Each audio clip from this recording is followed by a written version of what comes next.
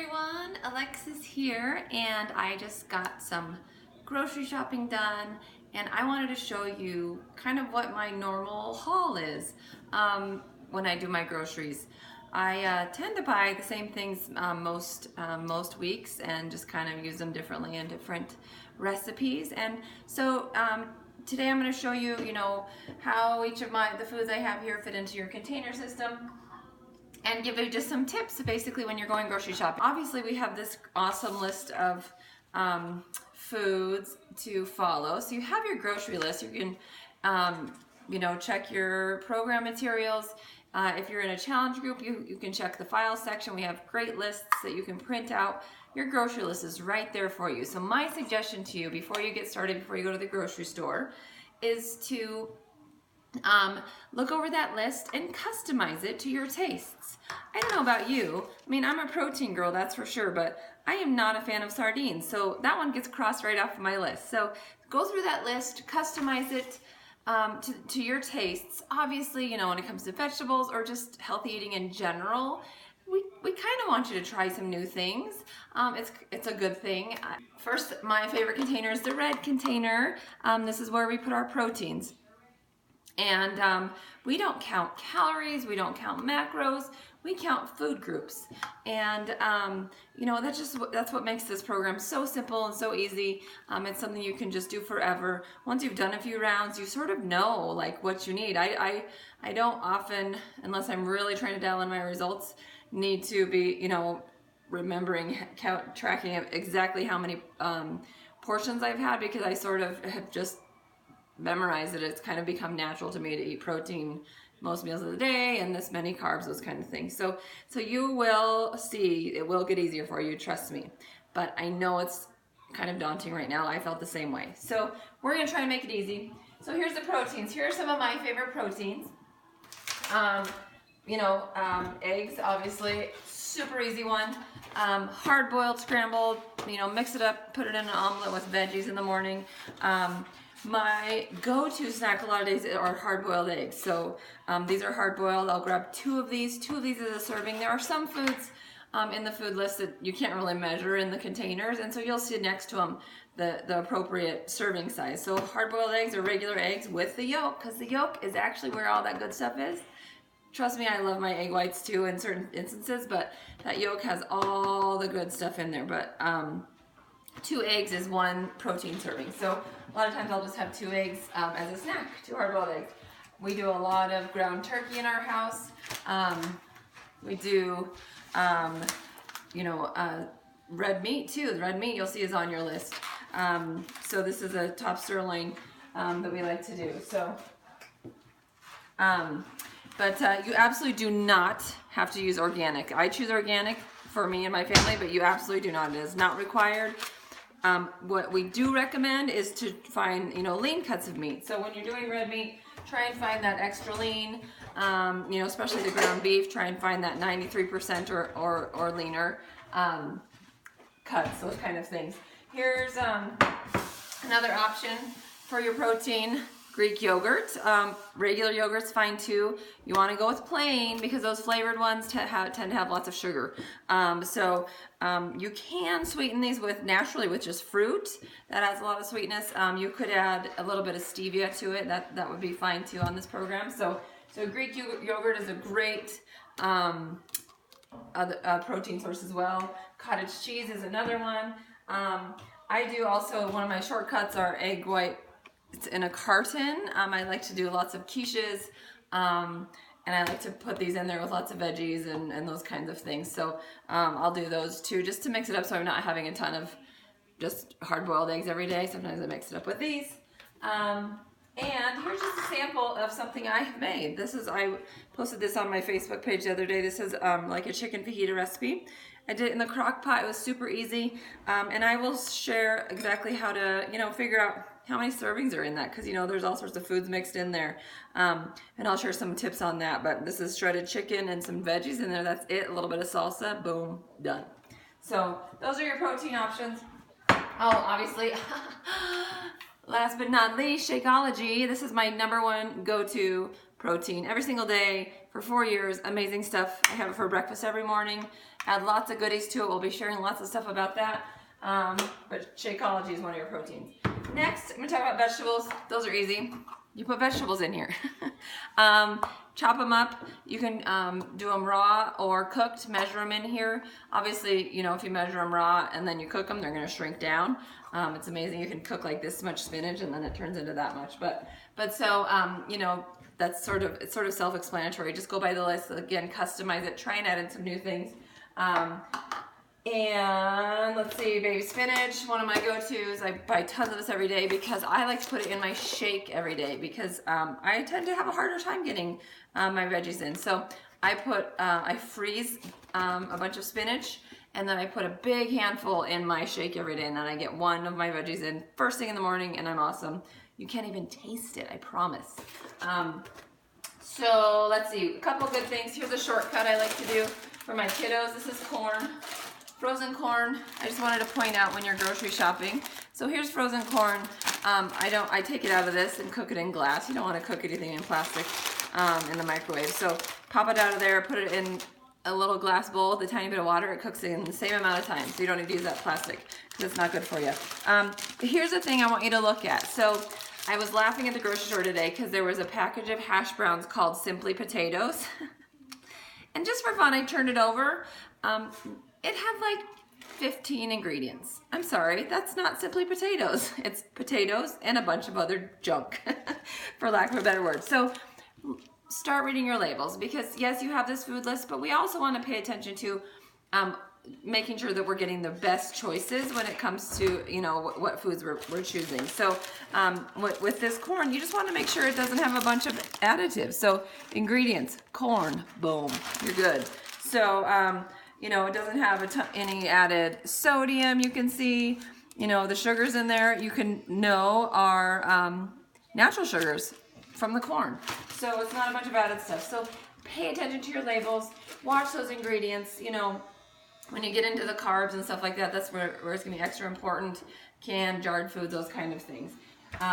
So vegetables, here's one tricky thing about vegetables that a lot of people run into. So here we go. I'm making chili. And I've got some crushed tomatoes and some tomato sauce. So when it comes to this kind of stuff, my crushed tomatoes, you know, I still might count those as a vegetable.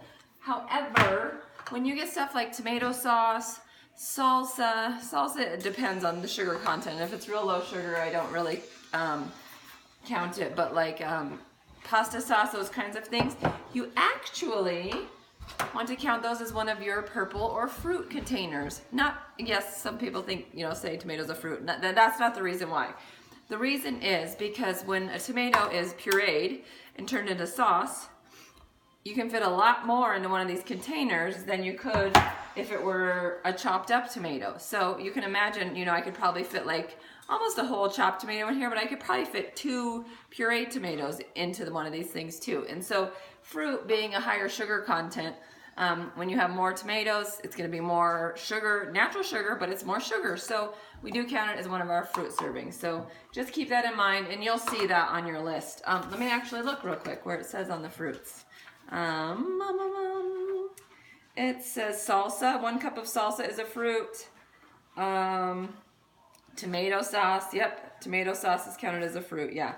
So unless it's a whole vegetable that's just cut up, the only salsa that is not counted as a fruit is pico de gallo that you chop up yourself, and it's just fresh vegetables. Please, son.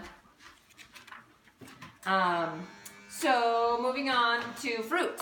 Another real self-explanatory one, except for that one salsa topic. But here's some of our go-to fruits. Berries. You'll see, so with your food lists, everything on these food lists is super healthy and really good for you. But they do have a descending order of healthiness.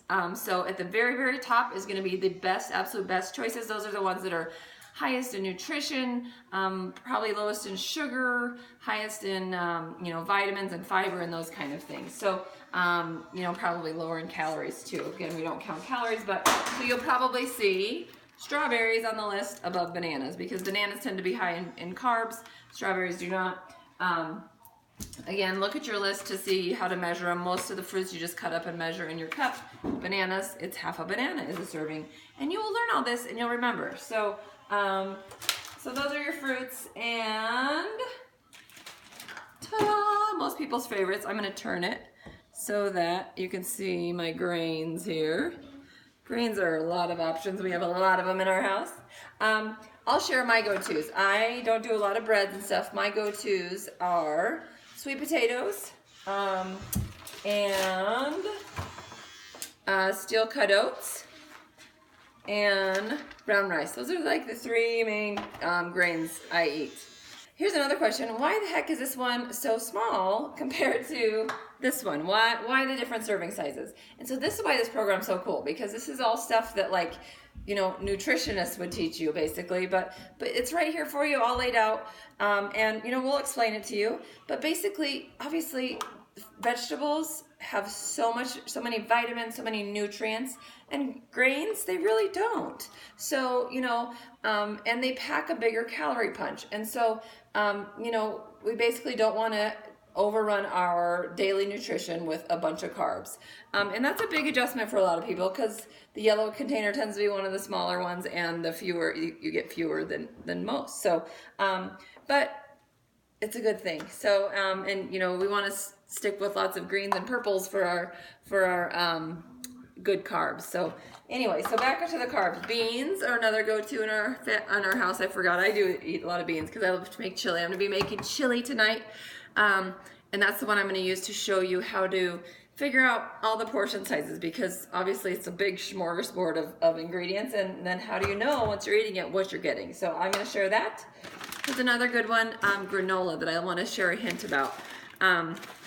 So this is the kind of granola we have in our house.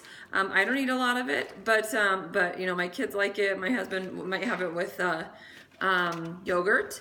But so most granolas have added sugar. So this is another one of those that's really important to read your labels. This one is au naturel. So you'll see that it just has honey. And honey is, you know, not one that we want to eat a ton of when we're on this program, because it is even though it's a natural sugar, it still acts the same way as sugar in your body, but it is so much better than white sugar that's added. So look for a granola like that if you're a granola fan. The serving size of this is actually a 4th cup. This is one of those that's a kind of an exception, because again, it's 120 calories in a 4th cup, and on average the 1/2 cup of most grains and most carbs is around 120 calories. So this is why you don't get as much of the granola, because it's a little sweeter. I wanted to show you one other thing about bread on this plan. You can have bread. Oh my goodness, how many nutrition plans do you have that you can actually have bread? So this is real stuff, guys. It's real life. You can do anything on this plan. And so one thing I want to share about bread, again, read the ingredients, look at the list of ingredients, and you know, try and stick with one that's, you know, this long versus this long. You know, again, you don't have to do organic. We prefer Rudy's organic here, because for that main reason, because the ingredients list is so much shorter than average, and it's all words I know. It's flour, brown sugar, sunflower oil, sea salt, vinegar, oat flour, yeast. You know, I know what all those things are, so it's not a bunch of junk. But you'll see that on your list that you get 1 slice of whole wheat bread for a yellow serving. I want to point out another good option. These probably aren't quite as great as far as processed. They are more processed. But a lot of people that do this plan love these flat outs. My husband loves these for sandwiches, and they actually are equivalent, see, 90 calories, to 1 slice of bread. So you could actually feel like you're having a regular sandwich with 2 slices of bread on it. It's great for burgers. We do it for burgers sometimes. My kids love to make little pizzas on them, and I've seen challengers make you know, pizzas on them with like chicken and veggies and stuff like that. So flat outs, that's a great substitute for regular bread. Also, whole wheat tortillas we use a lot of. Again, you'll see on here it's a 6-inch whole wheat tortilla is 1 serving, so those are great ones. Again, tortillas, especially tortillas, look at the ingredients. I mainly look at sugars, so this one only has 1 gram of added sugars, or of sugar in general, and it's from the flour. So that is a good choice. A couple more things and then I'll be done. I promise it's getting long. Unsweetened almond milk. So beverage wise, you know, you don't want to drink your calories. So unsweetened almond milk, basically I usually get vanilla, but I guess I forgot this time. That's funny. Is so low in calories and is actually sort of a free thing in the portion plan, according to Autumn, the creator of it. We used to count it as a yellow container, but it turns out that it's just so few calories that it's sort of silly to count it as a yellow container. So if you're having it in your coffee in the morning, it's a great thing to replace some of that creamer. And you know, put it over your cereal, that kind of thing if you're a cereal person. So unsweetened almond milk, you know, try and switch to that. Also, you know, low-fat milk's in there too. They do tend to count as a yellow when you do milk. Other free-ish things, you know, herbal tea is a great way to quench some hunger at the end of the night. So I like to stock my pantry with some herbal tea, decaf for nighttime. I get regular for during the day. Let's see. Vinegar, salad dressing. Well, vinegar I use for salad dressing. Other free things, not necessarily free, but you can also use stevia sweetener. It is a natural sweetener. It's the only sweetener we use in our program if you're going to use a sweetener, and you know, just keep it at a minimum. Let's see, our other containers that we haven't gone over yet are blue container, and oops, here I am. Your blue container and your orange container, and the last one is your teaspoons. And so these are your fats. A lot of times we are afraid of fat because we've been taught for so long that that fat is bad and that diet and all those kind of other things are the right thing to do. But no, don't fear the fat. Fat is so vital to you know, your general health and will help your body start getting at some of that stored fat that usually likes to sit around our midsection. So these are containers not to be missed. So let me just share real quick. There's only a few that I have here.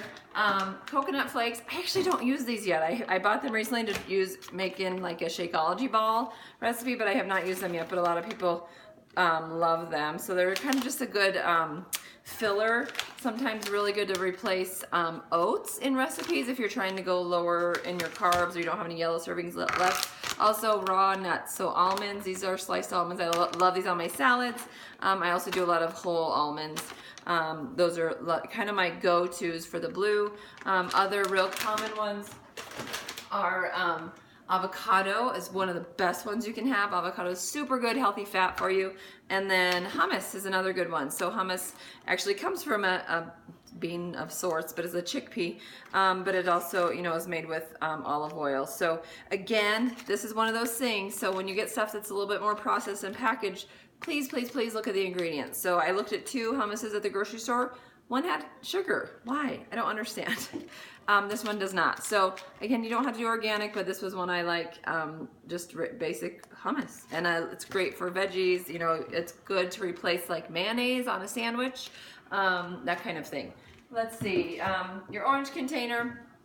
This is for salad dressing. So in your program materials, you'll see in there's some great dressing recipes. So try those. I'm boring. I use olive oil and vinegar, but find those dressings. They're amazing. What else goes in there? Flax. Flax is my go-to for that. I put that in my shake every single day. I grind it up from those whole seeds and keep it in my fridge just like this. And then the last thing to talk about is your teaspoons. Again, one of the, you know, more important containers is your fats. Teaspoons are your oils, your nut butters, those kind of things. Of course, my favorite thing to use my teaspoon for is to dip into my jar of peanut butter and overeat my teaspoons. No, just kidding. I do that a lot actually. But you know, I also use olive oil and coconut oil are my go-tos. I use them for cooking, put them on my salads. I actually put coconut oil in my coffee every day. It just makes it creamy to replace my creamer. And I think that covers all of it. I just wanted to show you kind of my go-to foods and some tips like that on you know, how to make those choices. Oh, oatmeal. I'm gonna share this. So I love steel cut oats. You can find those just about anywhere. There's also, you can also just get regular ones, but I would recommend either steel cut or or old-fashioned rolled oats. I stick with gluten-free, but you know, again, our main thing is as close to their natural form as possible, least processed, that kind of thing. So long video, but just wanted to share all those tips with you, and hope that helps you get started this weekend with your shopping. And again, tomorrow and the next day I'll be sharing some stuff about, you know, how more meal prepping stuff. So have a great day.